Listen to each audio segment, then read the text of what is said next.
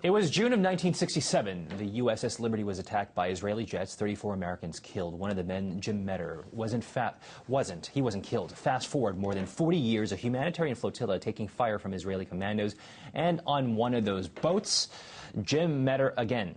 Jim Meadors joins us now. Hello to you, Mr. Meadors. Lucky.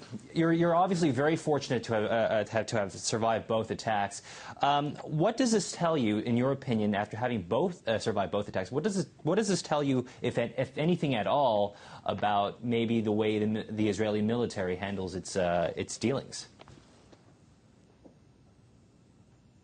Well, the name is Joe in the first place. Joe, I'm sorry. Excuse me about that. No problem. They're very inept. Tell you the truth, from my position, they can't sink a U.S. Navy ship, a totally unarmed U.S. Navy ship, and they don't know how to attack a Turkish liner with 600 people on board. They send troops over down ropes, one at a time. They send people up ladders one at a time against 600 people. I don't think so. Mr. Meadors, apologies once again for calling you Jim rather than Joe. But what about in terms of just the force at which the Israeli military responds to a perceived attack? Well, in the first place, it was an illegal attack. We were on the high seas conducting legal activities, and they admitted that they closed the area for military purposes, but we tried to find out the boundaries of that area, and they wouldn't tell us. So regardless of where we were at, we were in their territorial waters, so to speak. So they violated that law. And was that the case? I'm sure they're violating it. Was that the case back in 1967 on the USS Liberty, that they had, at least in your opinion, they had violated international waters also?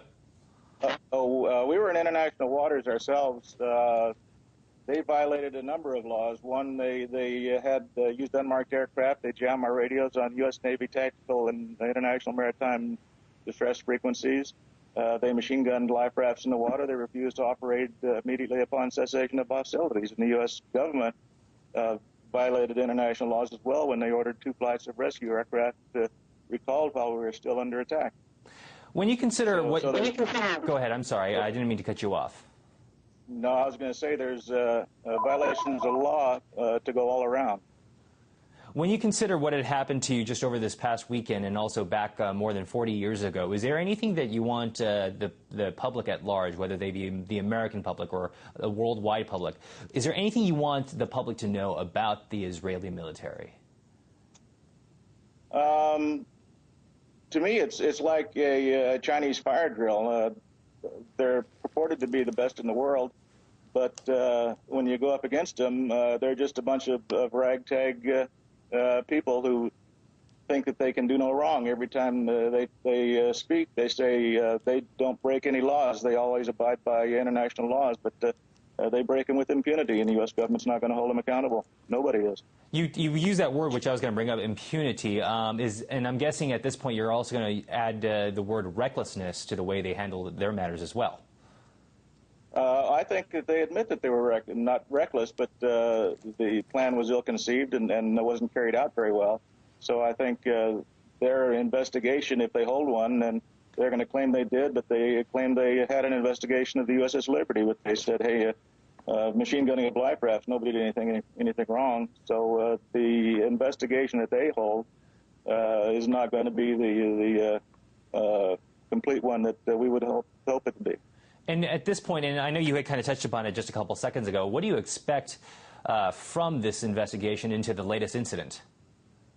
I expect them to find out that they violated international laws and should be held accountable for their actions. That's the only thing we're asking them to do for the USS Liberty as well. And obviously, to you, that matter with the USS Liberty is far from being settled. Oh, it's not settled at all. We filed a war crimes report with the Department of Defense in 2005. They claim they already investigated the allegations we made, but they can't show us where they have.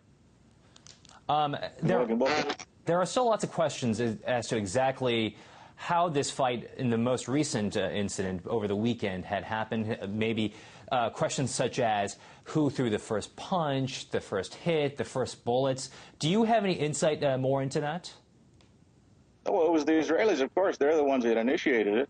You have 600 people on a liner, and liners, they carry passengers. Passengers eat. Passengers have forks, knives. The cooks have very large knives to cut the meat and stuff like that. So that becomes a deadly weapon. That becomes a pre-staged weapon in the Israelis' eyes. And of course, the only story that we get from the Israelis is, the only video we get is from the Israelis, because they confiscated all of media's cameras. My camera was confiscated. They confiscated media's pens and pencils, so they couldn't record it. But they had plenty of video cameras to record their side. And who knows if that tape that they showed repeatedly on YouTube and on television stations around the country, how do we know that hadn't been doctored? Has anybody analyzed it? But what about this thought from IDF that says, well, look, this is a boat. We don't know what's on this boat. We don't know what they're carrying on these boats. Do you have a response to that notion that the IDF is selling out there? Well, the cargo was inspected by Greece and by Turkey before it was loaded. So if they wanted to have inspectors, they should have had it in the beginning, not at the end.